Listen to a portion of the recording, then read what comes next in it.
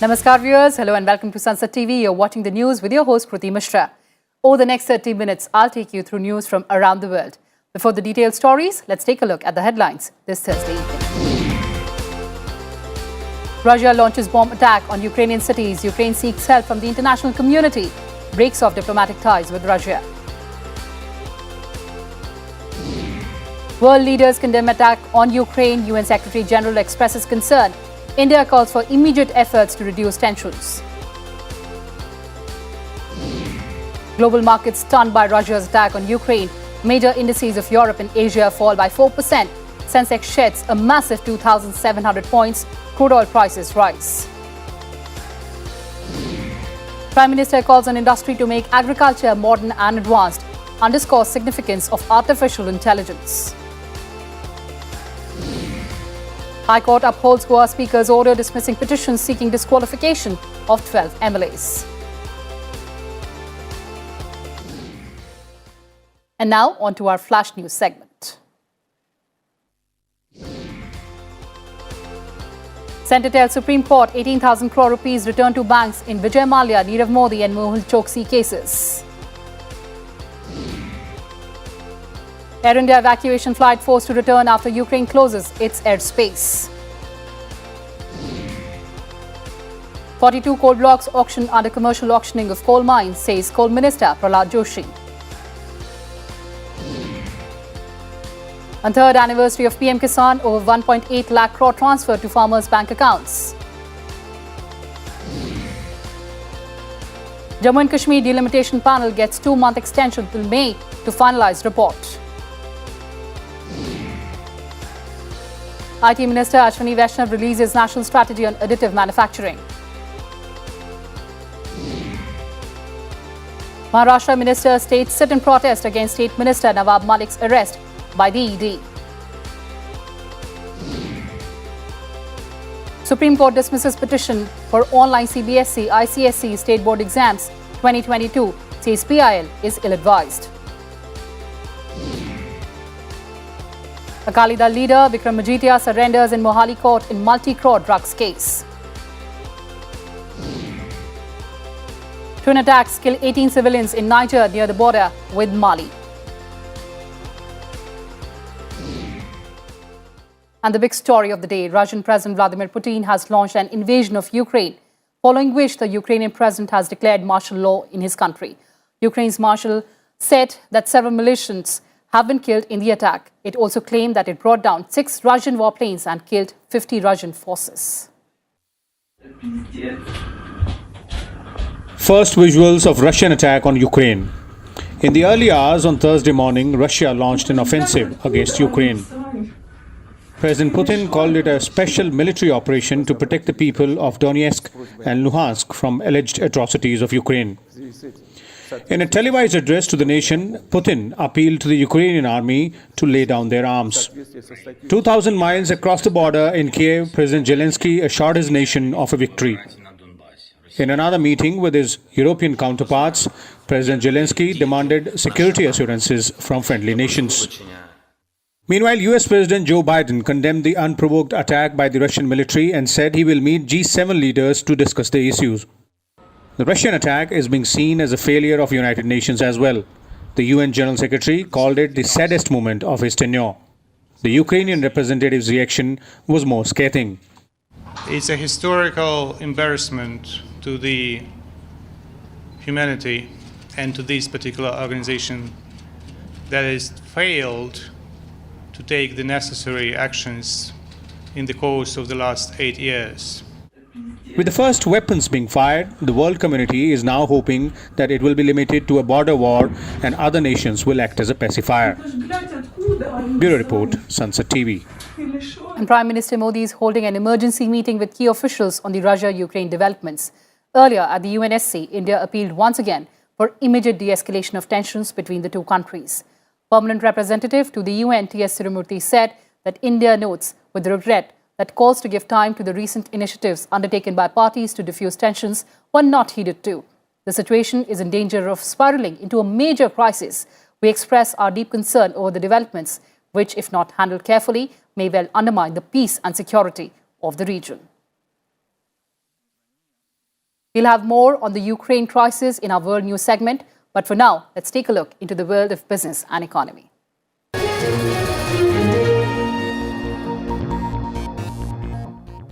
Indian markets reacted to world markets on the Ukraine developments.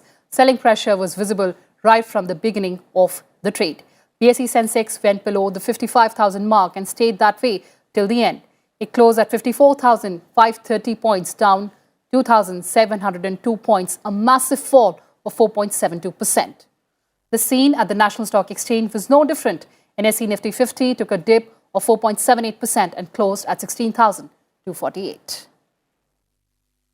And the shocks of the Russian bombarding over Ukraine were felt in stock markets across Asia. Singapore's Straits Times took the biggest beating of around 3.5%. Hong Kong's Hang Seng lost 3.2%. South Korea's Kospi was down over 2.5%. Japan's Nikkei also lost around 1.8%. Crude oil prices rose by about $6 a barrel after the Russian military action in Ukraine. Brent crude crossed $100 a barrel on fears of a disruption in Russian supplies. Brent crude London, which is considered the cornerstone of international oil prices, rose $5.41 to $99.46 a barrel. It closed 20% lower at $94.05 in the previous session. And moving on, Prime Minister Narendra Modi addressed a webinar on the positive impact of Union Budget 2022 in the agriculture sector on Thursday. He asserted that artificial intelligence will completely change agriculture and farming in the 21st century, while noting that in the last 3 to 4 years, more than 700 agri-startups have been created in the country. The Prime Minister also mentioned that focus should be on turning cooperatives into successful business enterprises. Post harvesting waste हमारे यहाँ किसानों के लिए बड़ी चुनौती है। अब उसको वेस्ट को वेल्थ में कन्वर्ट कर देंगे तो किसान भी सक्रिय रूप से हमारा साथी बनकर के भागीदार बन जाएगा। ऐसे में लॉजिस्टिक्स और स्टोरेज की व्यवस्था को बढ़ावा, उसे विस्तार देते रहना बहुत जरूरी है। And moving on now, Commerce and Industry Minister Piyush Goyal said on Thursday that merchandise exports will exceed $30 billion for 11th straight month in February. He added that outbound shipments in the current fiscal could even cross the ambitious target of $400 billion. Exports already hit $25.3 billion in the first 3 weeks of February, up 26.4% from a year before and 26.7% from the pre-pandemic level. And Moody's Investor Service on Thursday raised India's growth forecast to 9.5% for the calendar year 2022 and to 8.4% for the coming fiscal beginning April 1st. It also flagged high oil prices and supply distortions as a drag on growth, stating that the economic recovery from the first and second COVID wave in 2020 and 2021, respectively, has been stronger than expected. Moody's said that GST collection, retail activity and purchasing managers index suggests solid growth momentum.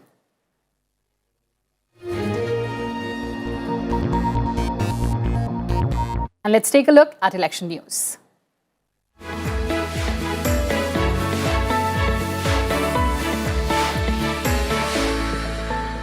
Prime Minister Modi hit out against the politics of vote banks and dynasties. He said both have damaged the country. The Prime Minister was addressing election rallies in Amethi and Prayagraj. He said appeasing vote banks takes away the rights of development from a large section of the society. Accusing the opposition of obstruction, he said that the BJP will continue to work on accelerating development. Bhajpa की double engine सरकार ने देश की भी और उत्तर प्रदेश की भी राजनीति को एकदम बदल दिया है।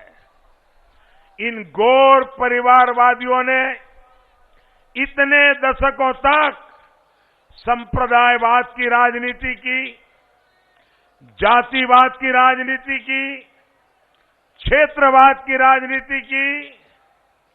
इनकी राजनीति का दायरा संकुचित है, सीमित है, संकीर्ण है। And in election news from other parts of Uttar Pradesh.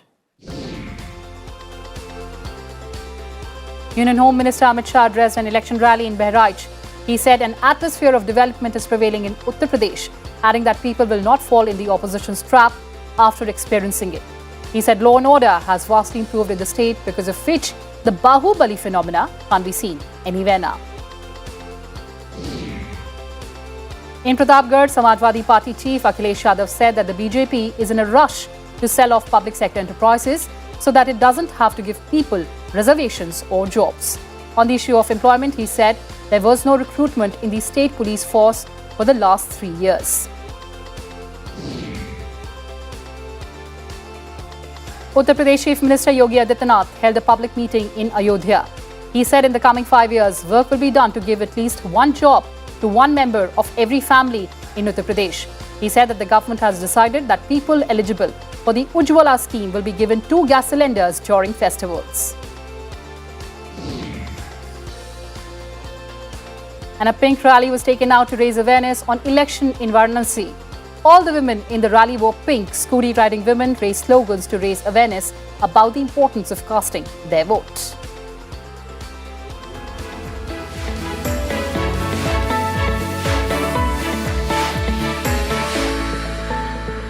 And the Goa bench of the Bombay High Court on Thursday upheld the Assembly Speaker's order dismissing 2 petitions seeking disqualification of 12 MLAs who switched over from their parties to the ruling BJP in 2019. The BJP welcomed the order, saying democracy and constitutional mandate prevailed over smear campaign. 10 of the MLAs had quit the Congress. The party called the judgment unexpected and claimed this will encourage the BJP-led central government's politics to change the mandate of people. And now let's take a look at news from the states.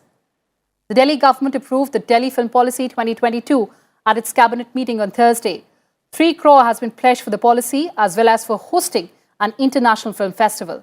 Approval was also given to set up an e-waste management park on 20 acres in Delhi. Shiromani Akali Dal General Secretary and former Punjab Minister Bikram Singh Majeetia was sent to judicial custody by a Mohali court till 8th of March. He had applied for regular bail in a drug case after surrendering in the court on Thursday. Jammu and Kashmir police recovered a major haul of arms, ammunition and explosives from the border village of Treva in the Arispura subdivision's Arnia area. The arms cache was found in police searches after the border security force noticed a Pakistani drone flying in the area. People of Tamil Nadu paid homage to former Tamil Nadu Chief Minister Jayalalitha on her 74th birth anniversary. State government officials, AIADMK leaders and other paid floral tributes at various locations in Chennai. A 3-day film festival is underway in Tripura. Tripura Chief Minister Biplab Kumar Dev inaugurated the 2nd edition of the festival in Agartala on Wednesday. It showcases the best films made on the Bangladesh Liberation War. And flight operations resumed from Kashmir after visibility levels improved at the Srinagar airport. The operations were suspended at the Srinagar airport following heavy snowfall in the valley. And it's time for a break. On the other side, we'll take a look at Indians stranded in Ukraine.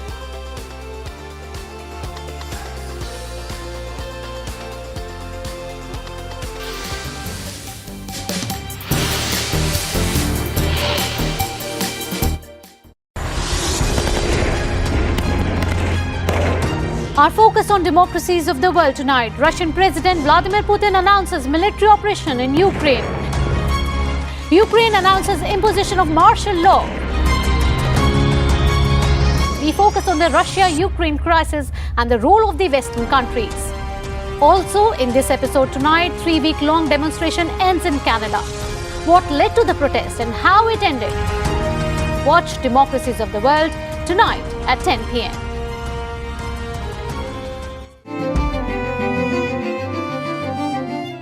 Jammu Kashmir के विशेष प्रावधान को लेकर संसद में शुरुआत से ही सवाल उठते रहे। शेख अब्दुल्ला इस बात की घोषणा करें कि वो संसद की संपूर्ण प्रभुत्व संपन्नता स्वीकार करते हैं। भारत में 2 प्रभुत्व संपन्न सत्ताधारी संसदें नहीं हो सकती। आप कहते हैं कि कश्मीर भारत का एक अंग है और शेख अब्दुल्ला कहते हैं कि कश्मीर के लिए एक संपूर्ण सत्ताधारी संसद होनी चाहिए। यह कितनी ही असंगत बात है। जम्मू कश्मीर को लेकर संसद की चिंता और समाधान की तलाश। जम्मू कश्मीर और अनुच्छेद 370। देखिए सार्थक संवाद।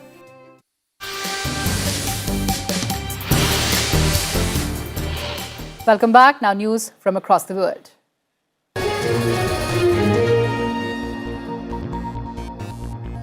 Last week, European Union leaders took stock of the bloc's vaccine cooperation with Africa. At the EU-Africa summit in Brussels, there was, however, no sign that they will move towards a temporary lifting of intellectual property rights protection for COVID-19 shots. India and South Africa are supporting the African Union for a temporary intellectual property waiver that will allow more manufacturers to procure and produce life-saving COVID vaccines. The European Commission, however, said the EU will focus in the short term on the rollout of vaccines. It favours voluntary agreement with companies that allow transfer of technologies and know-how to produce safe vaccines. And other stories from across the world. The High Council of State session on forming a new government in Libya had to be adjourned after a security threat on Wednesday. A sudden power outage took place just before the voting process. This was followed by sounds of gunfire nearby. The session was adjourned thereafter. The Libyan Prime Minister addressed Libyans on Monday to warn that appointment of a new transitional government could set off war and chaos. Libya hasn't been able to hold its first presidential election so far. A Madrid-based law firm will conduct a year-long inquiry into the past and present sexual abuse committed by Spain's Roman Catholic clergy, members of religious orders, teachers and other people associated with the church.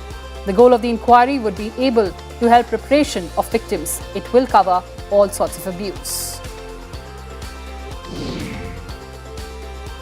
In Canada, Prime Minister Justin Trudeau announced that he is removing emergency powers that police can use after authorities ended the border blockades by those opposed to COVID-19 restrictions, as well as the occupation of downtown Ottawa. Trudeau invoked the powers last week and lawmakers affirmed the powers late on Monday. Trudeau said then the powers were still needed, but noted they would not stay in place a day longer than necessary. Meanwhile, in the US, a small convoy of truckers demanding an end to coronavirus mandates began a cross-country drive from California to Washington, D.C. on Wednesday. About 24 trucks and a number of other vehicles hit the road. It was one of the several US convoys organized online and modeled on the recent Canadian truckers' protests that shut down US-Canadian border crossings and besieged the streets of the capital, Ottawa, for weeks. The convoys have different starting points, departure dates and routes. And police fired into a group of people at a protest on Wednesday after thousands of Haitians factory workers launched a new strike to demand higher wages than those the Prime Minister announced earlier this week. At least 3 people were wounded, including 2 journalists covering the event. A police spokesperson could not be immediately reached for comment, and the condition of the wounded people wasn't immediately clear. And now let's take a look at what Indian students in Ukraine are saying. The Indian Embassy has asked them to leave the country. Indian students studying at Kharkiv University are citing a certain level of panic stemming from uncertainty. We have planned to stay here until and unless our agent or contractor asks us to leave. Kharkiv is potentially risky area as it's located 40 kilometers from Russian border. The Indian Embassy in Kyiv issued recommendations for all Indian nationals this week to leave the country temporarily. Our parents are panicking in India, so we booked the flights for now. And as university was also they are guiding us what next we have to do. And yeah, we are a bit panicking, so we packed our luggages and we have flight. There are nearly 18,000 Indian students in the country. India is also having additional flights from Ukraine over the next few days due to high demand. Bureau Report, Sansad TV. Now news from the world of science and tech. The World Health Organization, the Republic of Korea and the WHO Academy are setting up a global biomanufacturing training hub that will serve all low and middle income countries wishing to produce biologicals like vaccines, insulin, antibodies and cancer treatments. Here's a report. After the successful establishment of Global mRNA Vaccine Technology Transfer Hub in South Africa, South Korea will now be having a biomanufacturing training hub. Vaccines have helped to change the course of the COVID-19 pandemic. But this scientific triumph has been undermined by vast inequities in access to these life-saving tools. The aim of the hub is to provide a facility where manufacturers from low and middle income countries can receive training in how to produce certain vaccines and the licenses to do so. This technology and this whole process of empowering and building capacity in places around the world will not only enable more work on vaccines of other public health importance like TB, like dengue, like chikungunya and other diseases. Korea is offering a large facility outside Seoul that is already carrying out biomanufacturing training for companies based in the country and will now expand its operations to accommodate trainees from other countries as well. It will complement specific training development by the mRNA vaccine technology transfer hub in South Africa. Bureau Report, Sansad TV. Now all the action from the world of sports.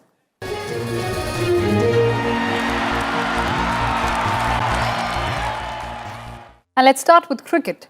Smriti Mandhana, Harmanpreet Kaur and Mithali Raj powered India to a consolation win over New Zealand women in the fifth and final ODI played at Queenstown. Indian bowlers, who had underperformed prior to this game, finally got their act together to limit New Zealand at 251 for 9 in 50 overs. India chased down the target in 46 overs, courtesy Kaur 63 of 66 balls and Smriti's 1 of 84 balls. Skipper Mithali Raj remained unbeaten on 54 of 66 balls. India badly needed a win to gain some momentum going into the ODI World Cup next month. And let's move to tennis now. World number 1 Novak Djokovic is through to the quarterfinals of the Dubai duty-free tournament, where he takes on Giri Vesely of the Czech Republic for a place in the last 4. Djokovic, who of late has been in news for his stand on not getting vaccinated to prevent COVID-19, defeated Russian Karen Khachanov in straight sets.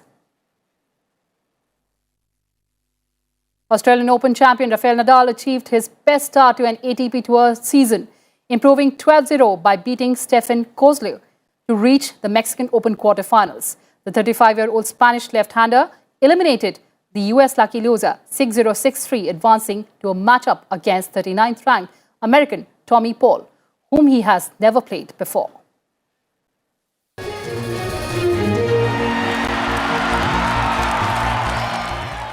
And Dubai has opened the doors to a stunning building that houses a new museum of the future. It is a 7-story stainless steel structure that envisions a dreamlike world powered by solar energy.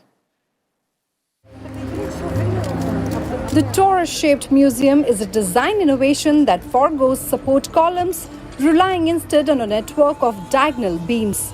It projects Dubai's desire to be seen as a modern, inclusive city and envisions what the world could look like 50 years from today. Digital screens and experiences stream throughout the museum installations. The museum encourages visitors to think about the planet's health and biodiversity in a city that celebrates luxury and consumerism. A stunning centerpiece depicts the health of the planet like a person's pulse, temperature and vitals are. The Museum of the Future opens. Bureau Report, Sansad TV. And before we close the bulletin, a relook at the headlines. Russia launches bomb attack on Ukrainian cities. Ukraine seeks help from the international community. Breaks off diplomatic ties and relations with Russia. World leaders condemn attack on Ukraine. UN Secretary General expresses concern. India calls for immediate efforts to reduce tensions. Global markets stunned by Russia's attack on Ukraine. Major indices of Europe and Asia fall by up to 4%. Sensex sheds a massive 2,700 points. Crude oil prices rise. Prime Minister calls on industry to make agriculture modern and advanced, underscores significance of artificial intelligence. And High Court upholds Goa Speaker's order dismissing petitions seeking disqualification of 12 MLAs.